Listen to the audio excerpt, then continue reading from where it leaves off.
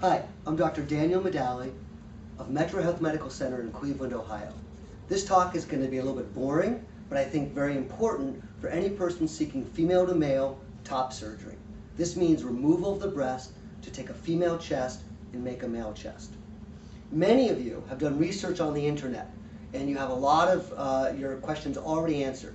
So this is going to describe the two different types of surgery and hopefully answer some final questions that you might have. There are essentially two types of surgery. There is surgery for patients who have large breasts, and this schematic here on your left is an example of a large breast. And then the schematic here on the right is an example of a small breast. When I say small, A to small B cup. Here, full B to D and beyond. There's two different types of procedures. So let me start with the procedure if the patient is large breasted. If the patient is large breasted, there's not an easy solution to minimize scars. The operation is called double incision or elliptical incision mastectomy with free nipple and areola grafting. What I do is I'm going to make an incision underneath the breast here and then over the breast right there.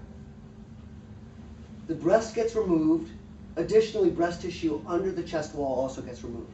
I do liposuction here and I do liposuction here to remove things that are called dog ears. What is a dog ear?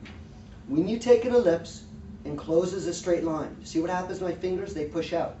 You get bunching of the tissue there and you get bunching of the tissue here. Liposuction diminishes that bunching of the tissue. Several months after the surgery, that bunching of tissue goes down even more, and if it needs to be revised, which it can be, it almost never needs to go back to the OR. It can be done with just a little bit of local anesthesia in the clinic. Once this tissue is removed, I will also take an areolar graft, which is about 25 to 30 millimeters in diameter, which is the diameter of a normal male areola, and I'll take a nipple graft, a portion of the nipple, so that I only have a small piece of nipple as opposed to a large nipple. These grafts are placed off to the side. I then make sure nothing is bleeding. I put something called a drain, which is a silicone rubber tube, and it goes underneath the skin. It sits in the chest wall and it stays there for about 5 to 7 days. The drain goes underneath the chest wall. I then close the incision with dissolvable sutures so that nothing needs to be removed. I then sit the patient up. Me and the nurses gather at the foot of the bed and I look and I measure to make sure where should the nipple and the areola go.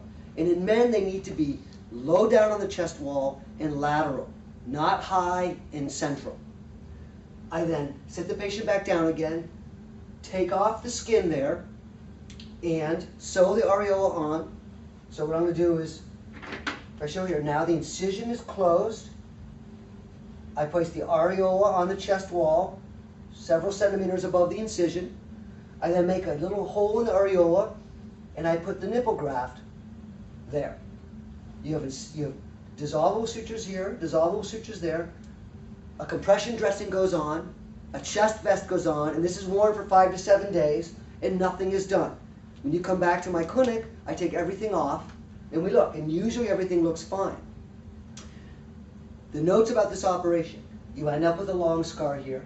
The nipple and the areola, because of the grafts, have no nerve supply, so they are almost always insensate. Every once in a while, you do get some sensation back. There's going to be some scabby healing of the graft, where you might have some peeling of the skin. You might have some peeling of the nipple and the areola. If you're African American or dark skinned, you might also have some depigmentation of the nipple and the areola graft. This will resolve, but it may take 6 to 12 months. And what you see isn't what you get, both with the scar and with the nipple and the areola, for up to a year. In the worst case scenario, you may need a little bit of tattooing of the areola to resolve some of the pigment deficiencies. Now let's go to this side. When I have a small-breasted patient, and even though this is a large picture, pretend this is an A or a small B cup size breast with a large areola and a nipple. What I'm going to do is I'm going to take a cookie cutter and I'm going to put it around the areola like this. And again, it's 25 to 30 millimeters in diameter. I'm then going to measure out about 2 centimeters, and I'm going to make another cut like that. This intervening skin gets de-epithelialized or removed. I leave the dermis the underlying structure of the skin intact, and that provides the blood supply to the nipple and the areola. Right there. It is not a great blood supply, and every once in a while you can have partial loss of the nipple and the areola. For the most part, it works well. Once I've removed this skin, I'm going to make an incision right about here. Okay? And that marker isn't working very well. I'm going to make an incision right about there, and I'm going to go underneath, and with a lighter protractor and with scissors, I'm going to remove all the breast tissue all the way out here. I also do liposuction here and here, again, to try and keep things nicely contoured on the whole chest wall. Once all the breast tissue is removed, I look very carefully for anything bleeding. I put a drain in, I close this little incision up, and then I'm going to do something called a purse string suture. Imagine it as a bag with a drawstring. You have an open space, the drawstring cinches tight, and it cinches it down to a smaller diameter. This purse string is going to go all the way around this incision, and it's going to cinch this outer skin down to the smaller areola.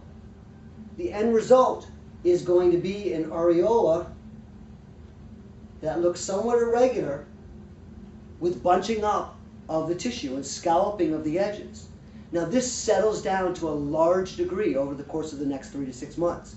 It doesn't always settle down completely. You have to be aware that the scar around the areola is going to make it look not like a normal areola. So with either operation, you're robbing Peter to pay Paul. You are going to get scars. Sometimes, and this is the nipple there, sometimes I have in the past, because there's been extra tissue, made an extension of an incision there, and that's called like a lollipop, or even this, which is sort of an inverted T incision. I find that once you reach this point, that you're probably better off just getting a straight line of the nipple and the areola. This is an easier operation for me to control and to get a better cosmetic result. This operation, you have plenty of scars, and so, you know, it becomes a difference that makes no difference. So at this point, I find that if you're not a good candidate for just the periareolar procedure, then you probably should get the double incision. I don't really have patients who are unhappy with this long scar as long as their chest is flat and they have a good contour.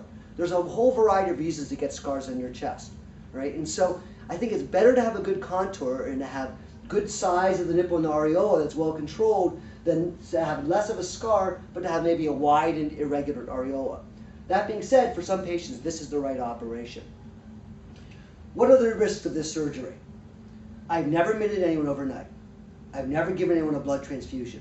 This operation should only take 2 hours. If you see another doctor and they say it's going to take 4 hours, go somewhere else. You should not have to stay overnight for this operation. Now, there's always a risk of bleeding. Not of bleeding to death, but of getting a collection of blood underneath the skin of the chest wall. If this happens, in the worst case scenario, I might have to take you back to the OR, find out what's bleeding, evacuate the blood, and then close the skin. Even in that case, I can usually send you home or to your hotel room. Right? You should not need a blood transfusion or need to stay overnight. Other things, you can have abnormal or hypertrophic scarring in either one of these scars, and we've discussed that. You can have some partial loss of the nipple and the areola, and usually we just let that heal, and then we deal with it later. Maybe you need some revisions, maybe you need some tattooing. In general, this is a safe operation, it's an effective operation, and I feel that my patients are all very satisfied with the procedure. If you have any further questions, please do not hesitate to contact me. My website is www.clevelandplasticsurgery.com. That's one word. Or you can call me or email me at dmedalie, D-M-E-D-A-L-I-E, at metrohealth.com. Metro Health is, again, one word. Thanks again.